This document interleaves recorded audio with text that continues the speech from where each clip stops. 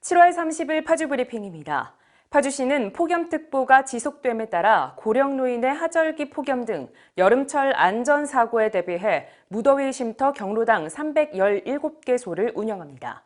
무더위 쉼터 경로당은 2차 접종 완료 후 14일 경과자에 한해 감염병 관리 책임자 지정, 마스크 착용, 손소독제 및 체온계 등 방역 물품 비치, 주기적인 환기 등 철저한 방역 대응 지침에 따라 운영됩니다. 파주시는 경로당 재개 및 경로당 쉼터 운영에 따라 경로당 방역관리 사전 점검을 마쳤으며 각 읍면동과 협조해 냉방시설 및 방역 지침 준수 여부 등 현장 점검을 지속적으로 진행할 계획입니다.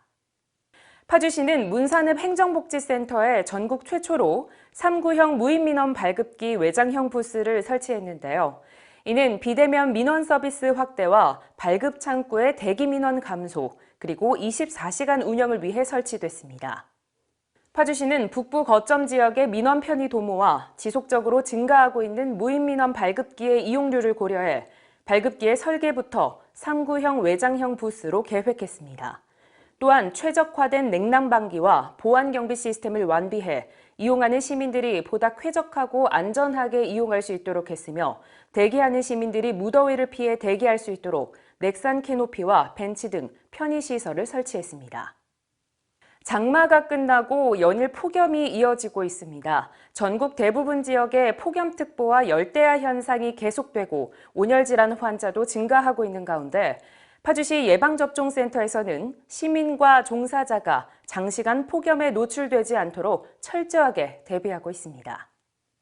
파주시 예방접종센터에서는 자원봉사자와 근무자들이 장시간 폭염에 노출되지 않도록 아이스박스에 얼음, 냉수, 간식을 담아 2시간마다 제공하고 있으며 이동형 에어컨과 선풍기를 비치함은 물론 쿨조끼와 넥밴드 선풍기 등을 근무자에게 제공하고 있습니다.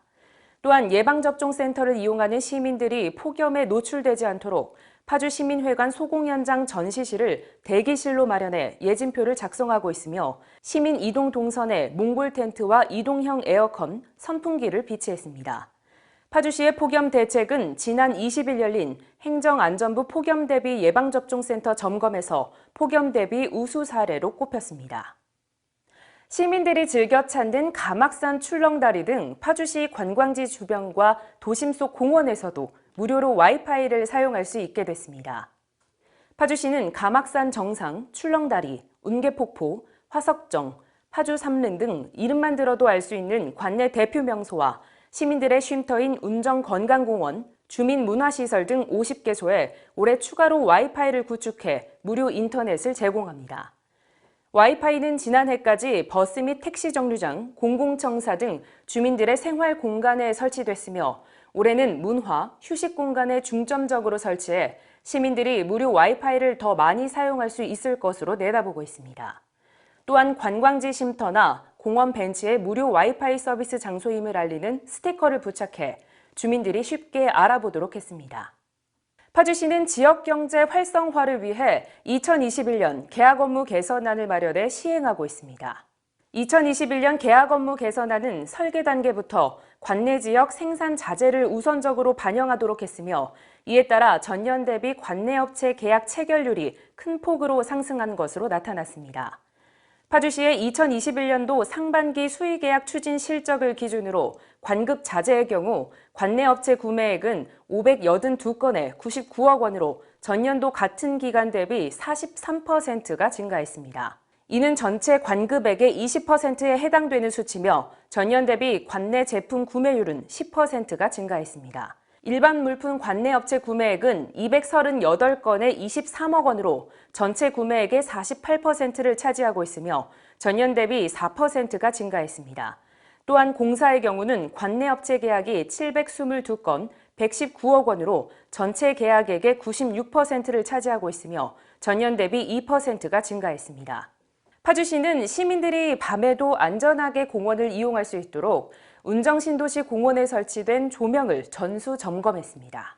이번 전수 점검은 지난 21일부터 23일까지 3일간 진행됐으며 야간 순찰조를 편성, 공원의 미점 등 등주 훼손 여부를 점검했습니다. 한편 파주시는 운정호수공원 외 108곳을 대상으로 유지보수 계약을 체결해 지속적으로 관리하고 있으며 공원의 면적이 넓은 만큼 직접 공원 곳곳을 찾아 조치하고 있습니다. 파주시가 공정하고 신속한 민원 처리를 위해 민원 후견인제를 운영하며 시민 중심의 민원 행정 서비스 구현에 앞장서고 있습니다.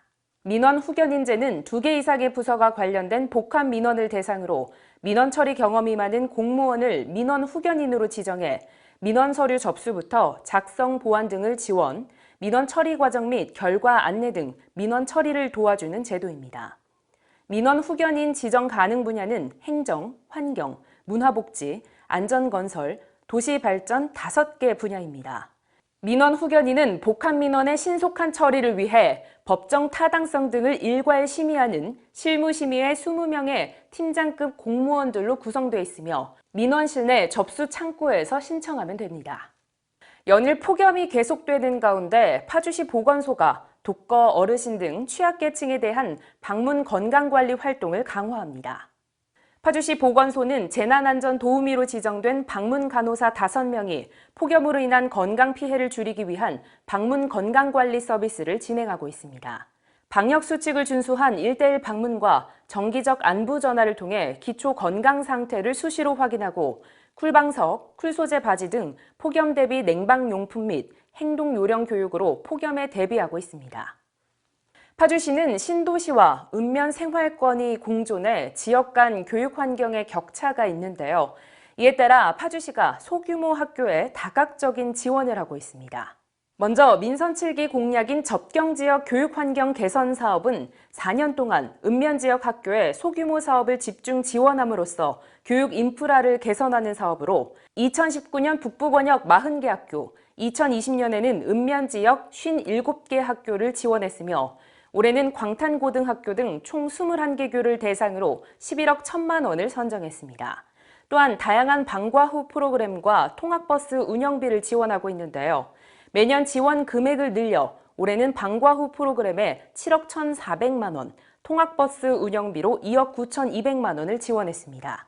파주시는 경기도교육청, 경기도와 함께 2019년부터 본격적으로 학교 개방형 다목적 체육관 건립도 추진하고 있으며 현재까지 총 25개 학교 93억 9천만 원을 지원했습니다. 지금까지 파주브리핑이었습니다. 시청해주신 여러분 고맙습니다.